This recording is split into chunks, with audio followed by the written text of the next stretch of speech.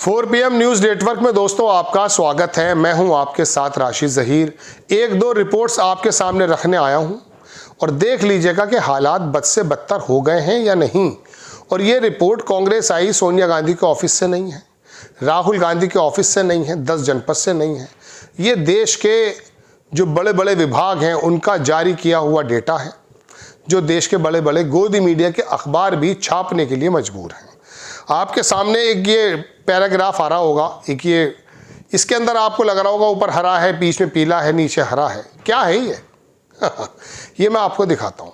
एक पत्रकार लिखते हैं कि गरीबी का अभाव, शून्य भुखमरी, अच्छा स्वास्थ्य और कल्याण, गुणवत्ता शिक्षा, निरंतर आर्थिक विकास, इन टोटल को मिलाकर के ये सतत विकास लक्ष्यों का SDG कहलाता है। इसके अंदर गुजरात कितना पीछे है, तमिलनाडु कितना आगे है, उत्तर प्रदेश के क्या हाल हैं, ये आपको पता चल जाएगा। खास करके भाजपा शासित प्रदेशों के हाल क्या हैं आप देखेंगे। SDG कहा जाता इन पांचों, जो 5 या 6 जो मैंने आपको बताया, भूखमरी शून्य हो जाए, स्वास्थ्य की सेवाएं बढ़िया मिलने लगे, इसके अंदर एक डाटा हमारे देश के अंदर बनता है। बाहर के डाटे तो मैंने आपको कई बार दिखाए। इसके मुख्य घटक है जिसे नीति आयोग नियमित रूप से जारी करता है। तो वो जो ग्राफ आपने देखा था वो नीति आयोग का जारी किया हुआ ग्राफ है। तमिलनाडु और केरल के प्रदर्शन पर अगर नजर डालेंगे, जो SDG इस पूरे के पूरे लब्बलुआब को जो कहते हैं SDG सूचकांक में शीर्ष पर है। यहाँ स्वास्थ्य सेवाएं बहुत अच्छी हैं, सड़क अच्छी है, लोग खुश रहते हैं, कारोबार बेहतर है, बीमारियों की दर कम है, भुखमरी नहीं है। इसमें केरल और तमिलनाडु, इसी तमिलनाडु को देख लीजिएगा परीसी बन करके क्या बना देंगे ये लोग।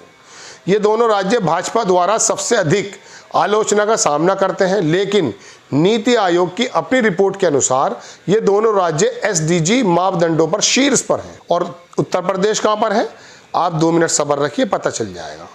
तमिलनाडु केरल के SDG सूचकांक में 80.2 अंक हासिल किए हैं, जो राष्ट्रीय औसत से अधिक है। राष्ट्रीय औसत है 66-65%, उससे भी ये आगे चले गए। इन राज्यों के स्वास्थ्य, शिक्षा, आर्थिक विकास जैसे क्षेत्रों में उल्लेखनीय प्रगति की है।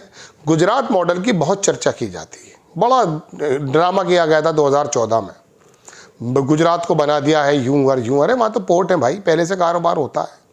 महाराष्ट्र में जब SM कृष्णा थे और दुनिया भर के चीफ मिनिस्टर थे, अच्छा कारोबार होता था।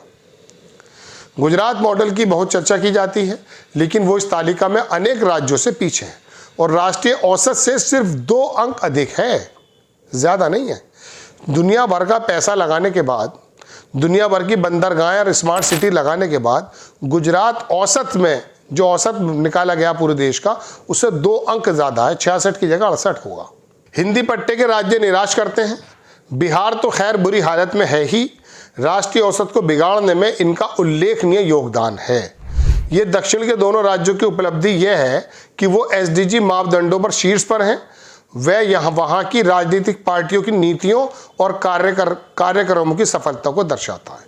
अब आप देखिए गौर से, ये लिखा टूवर्ड्स डिग्निफाइड लाइफ।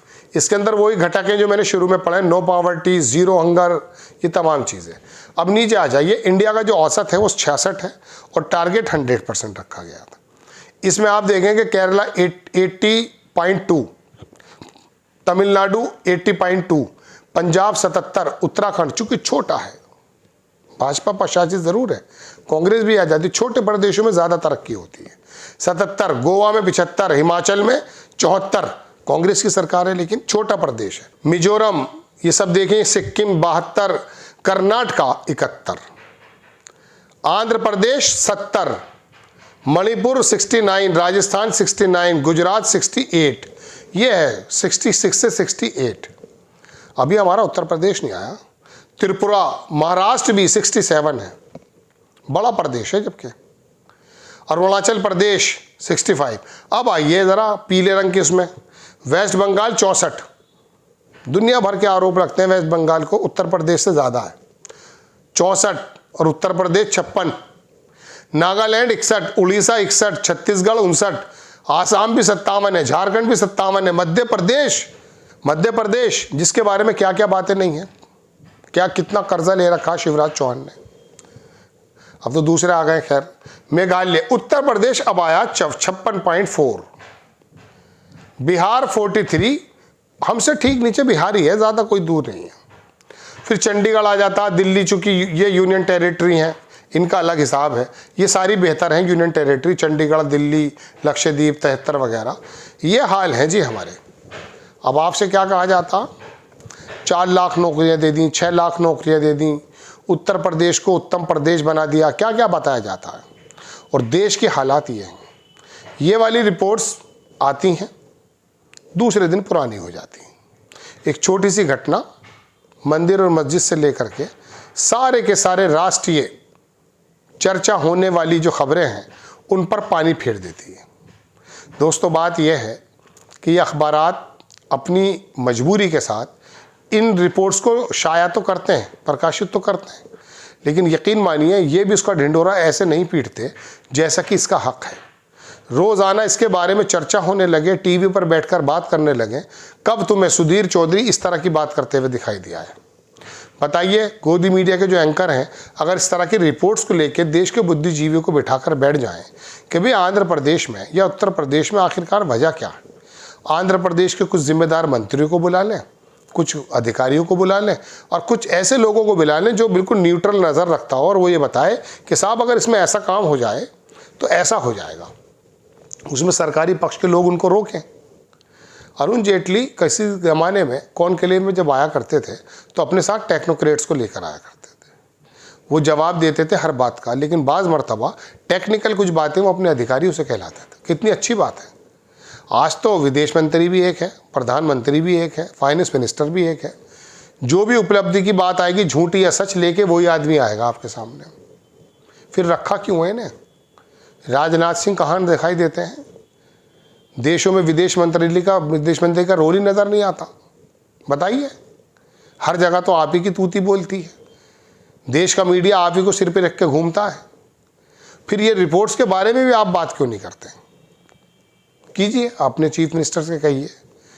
और ख़ास करके जहाँ Bhajpa double engine triple engine बताते हैं, वहाँ के आंकड़े इतने ख़राब। उत्तर प्रदेश में तो दूसरी बार योगी आदित्यनाथ की सरकार है, केंद्र में आपकी सरकार है, केजरीवाल की तरह भी काम नहीं कर पा रहे आप।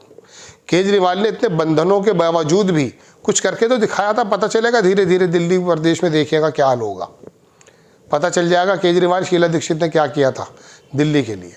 बहरहाल दोस्तों, ये रिपोर्ट आई थी, मुझे लगा आपके सामने रख देनी चाहिए। चटकी हुई खबरों से बेहतर है कुछ ये भी खबरें देख लेनी चाहिए। आपको खबर कैसी लगी अपनी राय कमेंट्स बॉक्स में ज़रूर दीजिए। चैनल को सब्सक्राइब कीजिए, शेयर कीजिए। नेक्स्ट टाइम मैं किसी खबर के साथ हाजिर होता हूँ। जय हिंद।